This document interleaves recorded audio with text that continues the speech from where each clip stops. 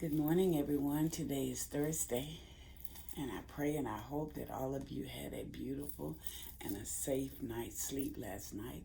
Doubly pray that when your eyes open this morning, you open them to a brand new day, and the words that rolled off of your lips was, "Thank you, Lord, for another opportunity to get it right, just in case I missed something on yesterday." I ask you this morning, as before you get up to start your busy day, you may be going to work, going to the grocery store. I don't know if the children are back in school or not, but whatever your day consists of, I ask you before you start to open up your ears and penetrate your mind and let it trickle on down to your heart. And let your heart receive the word of the morning. And the word of the morning is restored. Restore. Restore. To put or bring back into existence or use. To bring back to or put back into its former or original state, to be renewed. Guess what? We were lost at one time. But God, awesome love, sent his son. And his son died that we may be renewed in his Father. That we may be put back into our original form, our original state, when we had fallen at one time, but he brought us back. Isn't that something to rejoice about this morning? Isn't that something to be rooted in this morning? Oh, praise the Lord. The Bible defines restore as to return or to turn back. Sometimes I lose my way. What about you? I get distracted sometimes. What about you? I chase the wrong things sometime in life. What about you? And before you know it, I am questioning where God is and why I feel so far from him. See, he never moves. We move. Because we chasing, we get distracted, and we lose our way sometimes. When we seek God again, when we seek him again, see, as a believer, when you lose your way, or you get distracted, or you chase other things, he hasn't left you.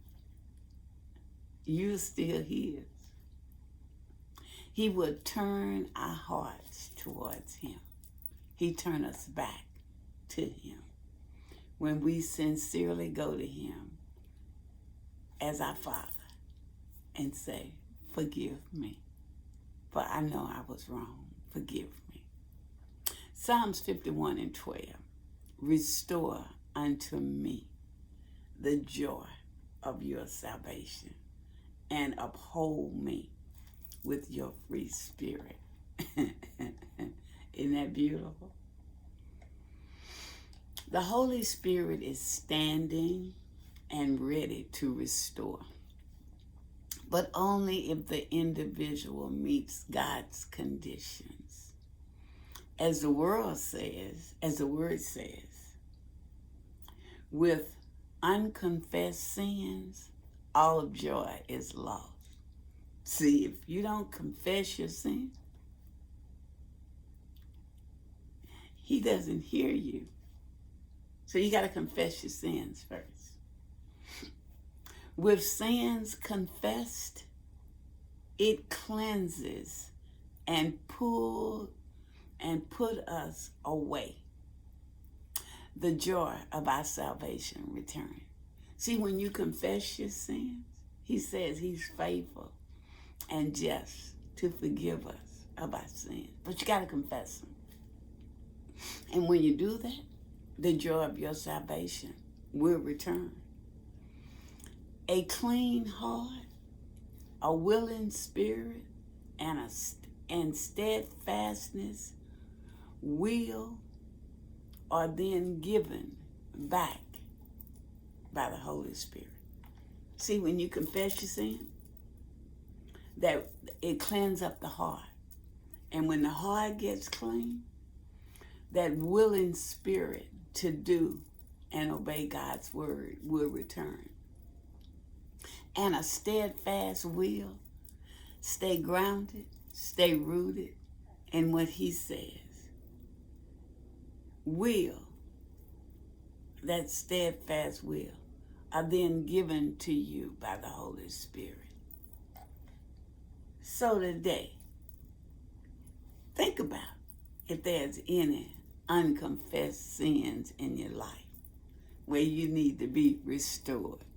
Go to him and ask him for forgiveness and watch what he'll do.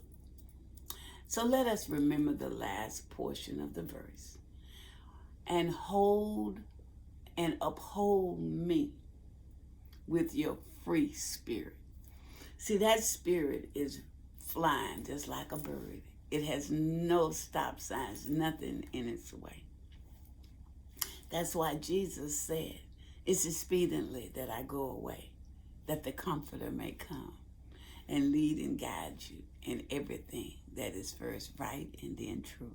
See, now he can be in Europe and in the United States. He can be in Chicago and be in Mississippi all at the same time. He has a free spirit. And if the Lord says the same, I will see you on Friday. Be safe and be blessed. And again,